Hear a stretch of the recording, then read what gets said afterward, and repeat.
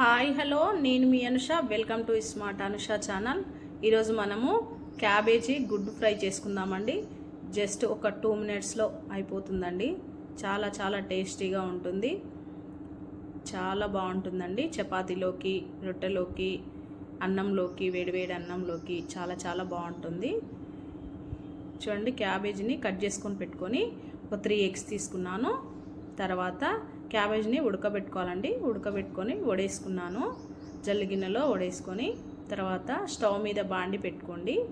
తర్వాత 2 table spoon oil పోసుకొని జీలకర్ర, ఆవాలు వేసుకొని అవి కొంచెం ఫ్రై అయ్యాక ఆనియన్స్ని వేసుకోండి. సన్నగా కట్ చేసుకొని పచ్చిమిర్చిని కూడా వేసుకోండి. అలాగనే వాటిని ఒకసారి కలుపుకోండి. ఇలా కలుపుకున్న తర్వాత కొంచెం మగ్గాక 1 టేబుల్ స్పూన్ అల్లం వేసుకోండి. అల్లం వేసుకొని ఒకసారి కలుపుకోండి. చాలా చాలా బాగుంటుందండి, ట్రై చేయండి. ఎగ్గు క్యాబేజీ కాంబినేషన్లో చాలా చాలా బాగుంటుంది. తర్వాత 2 రెబ్బల కరివేపాకు వేసుకోండి. 1 టేబుల్ స్పూన్ పసుపు వేసుకోండి. వేసుకొని ఒకసారి కలుపుకోండి.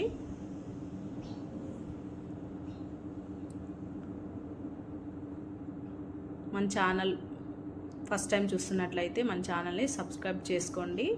మరిన్ని మంచి మంచి రెసిపీస్ కోసం సబ్స్క్రైబ్ చేసుకోండి. ఇప్పుడు ఆనియన్ ఫ్రై అయ్యాక 3 ఎగ్స్ని కొట్టి వేసుకోండి.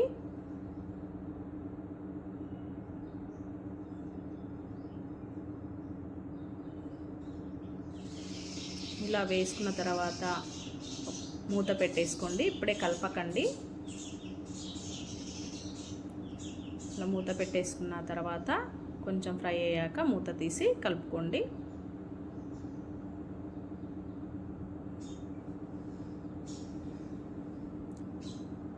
క్యాబేజీ పెట్టుకుంటే 5 మినిట్స్లో టకన కాసేపట్లో బాక్స్లోకి పెట్టేయచ్చండి. చాలా చాలా బాగుంటుంది.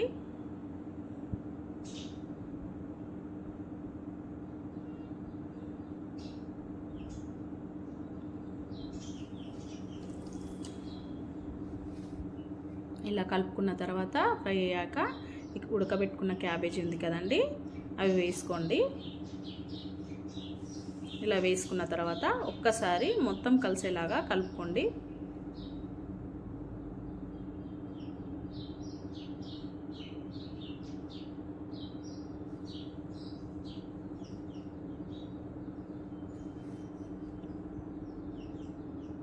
చాలా చాలా టేస్టీగా ఉంటుందండి క్యాబేజీ ఎగ్ ఫ్రై. ఇలా ఒకసారి మూత పెట్టుకొని మగ్గించుకొని మళ్ళీ ఒకసారి కలుపుకోండి.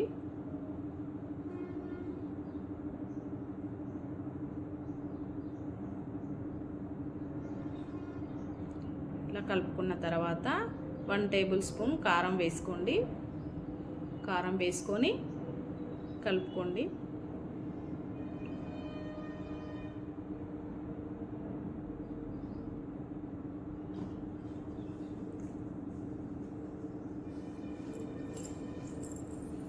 ఇలా కలుపుకున్న తర్వాత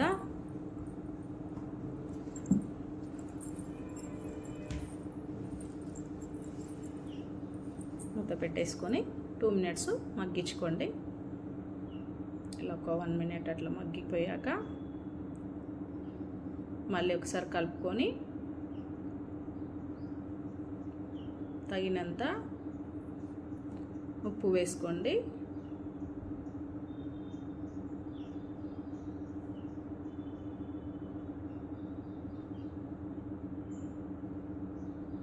వేసుకొని కలుపుకోండి. ఇలా కలుపుకున్న తర్వాత మూత పెట్టేసుకొని అలా కొద్దిసేపు ఉంచేయండి. ధనియాల పొడి కూడా 1/2 టేబుల్ స్పూన్ వేసుకోండి.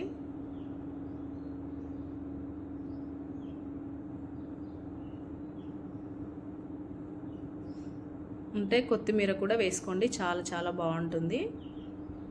ఇలా 2 మినిట్స్ మూత పెట్టి మగ్గించుకున్నాక ఇంతే అండి, ఇంకా అయిపోయింది. మూత పెట్టి స్టవ్ బంద్ చేసి సర్వ్ చేసుకోవడమే. వేడివేడి అన్నంలోకి చాలా బాగుంటుందండి. చపాతీలోకి, రొట్టెలోకి, జొన్న రొట్టెలోకి చాలా బాగుంటుంది. ట్రై చేసి చూడండి. మా వీడియో కనుక నచ్చినట్టయితే లైక్ చేయండి, షేర్ చేయండి, సబ్స్క్రైబ్ చేసుకోండి. థ్యాంక్ యూ ఫర్ వాచింగ్ అండి.